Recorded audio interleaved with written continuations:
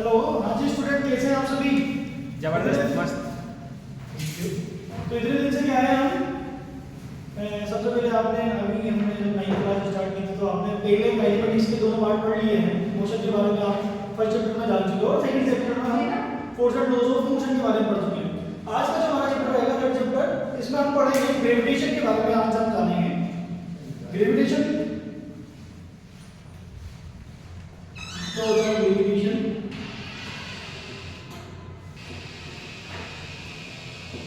Gravitation के बारे में आज हम पढ़ेंगे। ये आपने बचपन में एक स्टोरी देखी होगी, एक कहानी देखी होगी साइंस की बुक में आपके में। क्या है, एक बंदा बैठा हुआ था पेड़ के नीचे, और पेड़ के नीचे जैसे वो बैठा हुआ था तो कुछ सोच रहा था। सोचते सोचते उसके ऊपर एक एप्पल गिरा, और जैसे ही एप्पल गिरा तो उसके माइंड में थॉट्स चलने लग गए। अब जब भी मैं चैप्टर पढ़ाता हूँ, क्या है, बच्चे पीछे से मीम बनाकर बोलते हैं कि सर एप्पल की जगह क्या कुछ और पत्थर वत्थर गिर जाता उसके ऊपर तो वो मर जाता।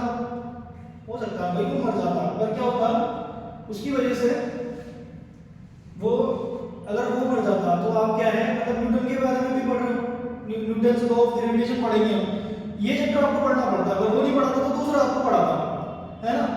तो क्या है, ग्रेविटी, उसने सोचा कि भाई ये जो एप्पल उसके नीचे गिरा है वो नीचे ही क्यों गिरा है। हो सकता था वो आधे रास्ते पर आकर ऊपर चला जाता, या फिर वहीं से ऊपर चला जाता, नीचे ही क्यों आया है।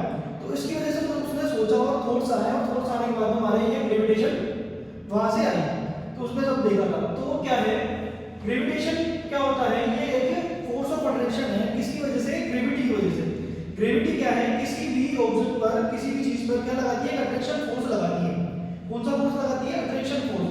और ये अट्रैक्शन फोर्स क्या होता है आपके, बहुत ही वीक फोर्स होता है, जिसकी वजह से कोई भी बॉडी, अगर ये मैं बॉडी ऊपर से नीचे पुल करूंगा, नीचे गिराऊंगा, तो ये अट्रैक्शन फोर्स की वजह से कहां जाएगी, आपके नीचे की तरफ जाएगी, नीचे की तरफ जाएगी। इसमें हम देखेंगे आज हम कि हमारे जो न्यूटन लॉ है, क्या कहता है न्यूटन ने आपके यूनिवर्सल लॉ किया था, यूनिवर्सल लॉ ऑफ ग्रेविटेशन। उसको हम बोलते हैं न्यूटन्स लॉ ऑफ ग्रेविटेशन भी हम बोलते हैं, जिसको आज हम पढ़ेंगे। यूनिवर्सल लॉ ऑफ ग्रेविटेशन के बारे में हम जानेंगे। इसका एक यूनिवर्सल लॉ ऑफ ग्रेविटेशन,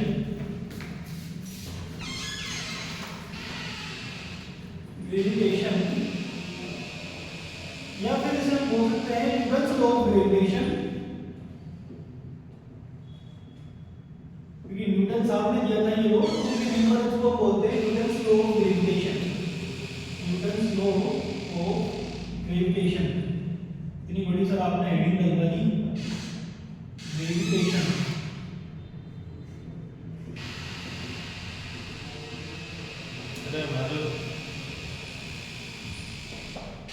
क्या होता है ये यूनिवर्सल लॉ ऑफ ग्रेविटेशन? इस लॉ के according, universal law of gravitation के अकॉर्डिंग, इस यूनिवर्स में जितने भी ऑब्जेक्ट हैं, वो ऑब्जेक्ट क्या करते हैं, एक दूसरे को अपनी तरफ अट्रैक्ट करते हैं। क्या करते हैं? एक दूसरे को अपनी तरफ अट्रैक्ट करते हैं, अट्रैक्शन का नेचर रखते हैं। चाहे कोई भी दो ऑब्जेक्ट हो, ये वाला ऑब्जेक्ट हो, ये वाला ऑब्जेक्ट हो, ये दोनों ऑब्जेक्ट क्या है, इस नेचर में हैं, तो ये दोनों एक दूसरे को क्या कर रहे हैं बच्चों, अट्रैक्ट कर रहे हैं। अब हाँ, ये जरूर बात है कि सर अगर कोई डिग्री में अट्रैक्शन फोर्स अट्रैक्ट कर रहे हैं या नहीं कर रहे हैं, हमें कोई अट्रैक्शन फोर्स नहीं दिख रहा। क्यों नहीं दिख रहा, उसके बारे में मैं रीजन बताऊंगा आगे कि क्यों नहीं दिख रहा, है ना। इसको जब हम सोल्व करेंगे तो उसके बारे में बताऊंगा क्यों नहीं दिख पा रहा आपको इन दोनों के बीच में अट्रैक्शन। ये चीज आप ध्यान रखना कि सर आप हमें बताओगे कि इन दोनों के बीच में अट्रैक्शन फोर्स लग रहा है और ये हमें दिख क्यों नहीं रहा। तो उसके बारे में आज हम यहाँ देखेंगे, हम जानेंगे इसे। बट क्या बोलता है आपकी यूनिवर्सल लॉ, आपको समझ में आएगी नहीं कि कोई भी दो ऑब्जेक्ट्स हैं, वो इस अर्थ पर या फिर इस यूनिवर्स में कोई भी दो ऑब्जेक्ट जो रखे हैं आस-पास, जो भी है, वो एक दूसरे पर क्या लगा रहे हैं, अट्रैक्शन फोर्स एक्सर्ट कर रहे हैं, अट्रैक्शन फोर्स लगा रहे हैं। उसे हम क्या बोलते हैं, यूनिवर्सल लॉ ऑफ ग्रेविटेशन बोलते हैं। और ये universal law of gravitation, gravitation में जो अट्रैक्शन फोर्स है, उसका मैग्नीट्यूड हम कैसे निकाल सकते हैं, उसके बारे में हम देखेंगे। कि जैसे कि क्या है, ये आपके दो बॉडीज है, ये m1 मास की है और ये आपकी m2 मास की दूसरी बॉडी है, समझ गए। अब ये वाली बॉडी क्या करेगी, इस पर एक अट्रैक्शन फोर्स एक्सर्ट करेगी, और ये वाली बॉडी भी इस पर एक अट्रैक्शन फोर्स एक्सर्ट करेगी।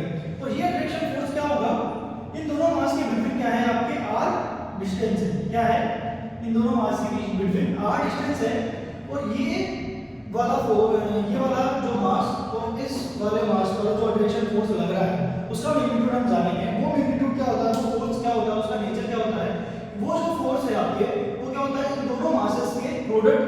प्रोपोर्शनल होता है। क्या होता है?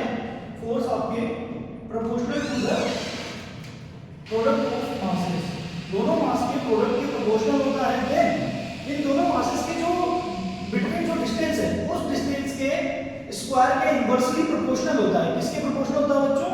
डिस्टेंस के स्क्वायर के इनवर्सली प्रोपोर्शनल होता है। F inversely proportional to the square of distance. ठीक है, इस दोनों के बिटवीन डिस्टेंस के इनवर्सली प्रोपोर्शनल होता है। इस तरीके से हमारी दो इक्वेशंस निकल कर आ जाती है। अब जैसे ही दो इक्वेशन को क्या करते हैं, यहाँ ये फोर्स इसके इक्वल और ये इनवर्सली प्रोपोर्शनल, तो जैसे हम देखेंगे तो क्या हो जाएगा, m1 m2 डिवाइड बाय क्या हो गया, r स्क्वायर हो गया। यहाँ पर ये फोर्स हमारा निकल कर आता है। फोर्स क्या होता है, m1 m2 upon r square, ये ग्रेविटेशनल फोर्स होता है आपके। अब यहाँ पर जैसे ही आप ये प्रोपोर्शनलिटी का साइन हटाते हो, एक्सेप्ट करते हो, हटाते हो, तो क्या आ जाता है, यहाँ पर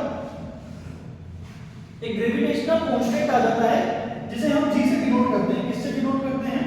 g से। ग्रेविटेशनल कांस्टेंट है जिसको हम g से डिनोट करते हैं अपॉन r स्क्वायर। ये हो जाएगा हमारे g इज इक्वल टू क्या है, gm1 m2 upon r square. ये हमारा होता है ग्रेविटेशनल फोर्स, अट्रैक्शन फोर्स होता है। और g क्या है हमारे, ग्रेविटेशनल कांस्टेंट। इसको हम लिखते हैं g is equal to gravitational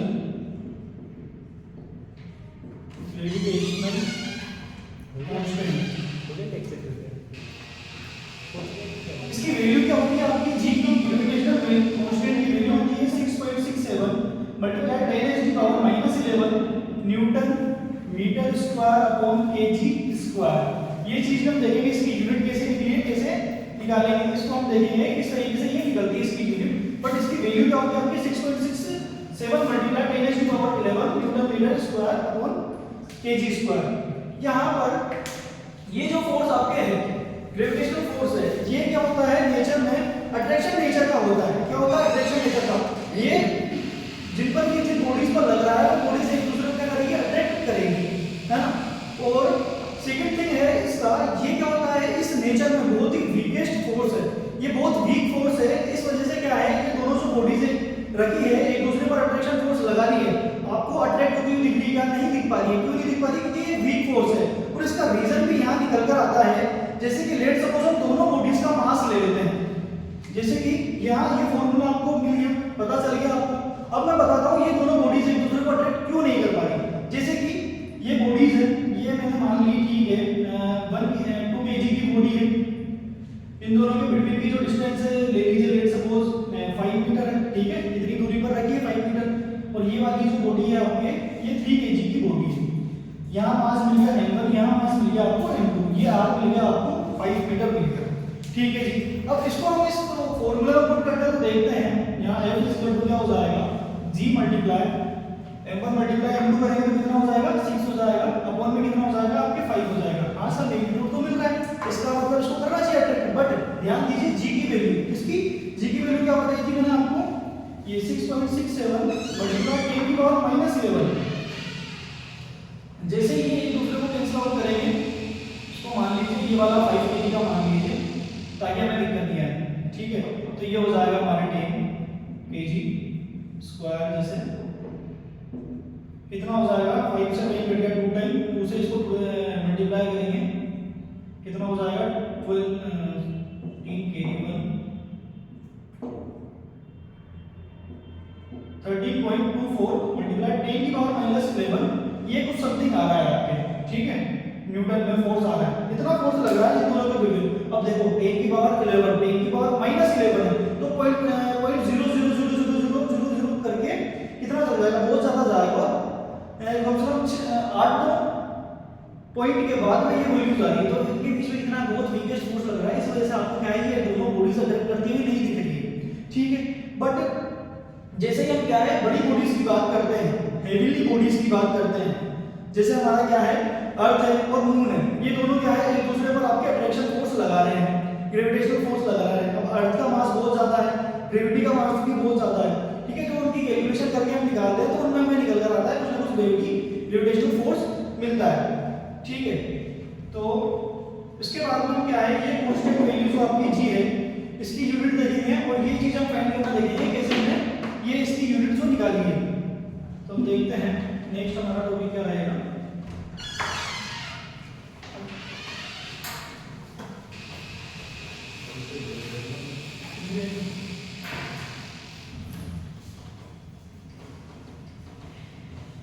अब हम इसकी यूनिट देखते हैं निकाल कर।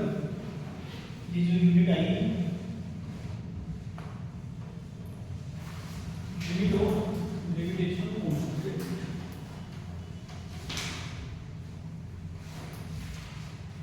क्या देखेंगे? Unit of gravitational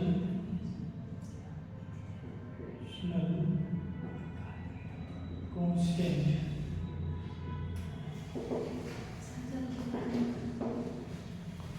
gravitational constant की एकदम यूनिट देखते हैं। Gravitational unit of gravitational constant निकालते हैं। आपको पता है फोर्स का फॉर्मूला क्या बताया मैंने अभी आपको? G m1 m2 upon r square है। हमें क्या निकालना है? ग्रेविटेशनल कांस्टेंट निकालना है। तो सारी चीजें हम इधर भेज देंगे। f हो जाएगा r स्क्वायर डिवाइड हो जाएगा m1 m2 हो जाएगा इज इक्वल टू आपके G। तो G की यूनिट क्या आएगी आपके? यहाँ पर फोर्स की यूनिट आप जानते हो क्या होता है? न्यूटन होता है बच्चों। r की यूनिट क्या होगी आपके? मीटर स्क्वायर होगी गुड।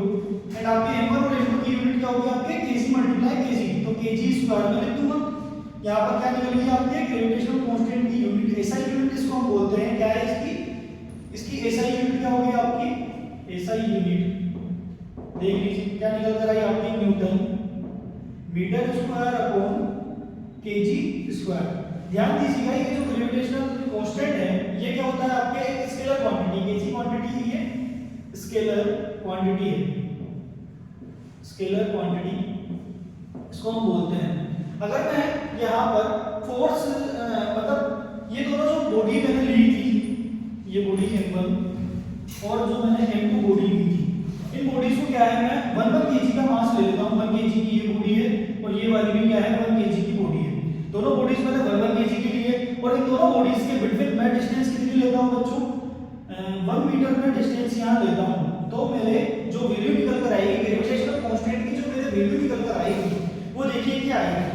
यहाँ पर G is equal to F का वही रहेगा। F मैंने कुछ नहीं लिया, ठीक है। R की जगह देखो मैंने क्या लिया है? 1। तो 1 का मैं जब स्क्वायर करता हूँ तो आपको पता है 1 ही आता है और 1 को 1 से मल्टीप्लाई करूंगा तो भी 1 आएगा, ठीक है। तो G किसके इक्वल हो जाएगा? आपके फोर्स के इक्वल हो जाएगा। तो यहाँ पर हम ये बोल सकते हैं अगर मैं यूनिट मासेस लेता हूँ, कैसे मासेस? यूनिट मासेस, 1 को यूनिट बोलेंगे। तो यूनिट अगर मैं मासेस लेता हूँ और उनके बिटवीन डिस्टेंस भी यूनिट है, यूनिट मीटर उनके बीच में मैं डिस्टेंस लेता हूँ, तो मेरा जो ग्रेविटेशनल कांस्टेंट है वो किसके इक्वल आएगा? आपके अप्लाइड फोर्स के इक्वल आएगा। अप्लाइड फोर्स कौन सा है? ग्रेविटेशनल फोर्स के इक्वल आएगा, ठीक है। तो ग्रेविटेशनल कांस्टेंट किसके इक्वल आएगा? ग्रेविटेशनल फोर्स के इक्वल आएगा।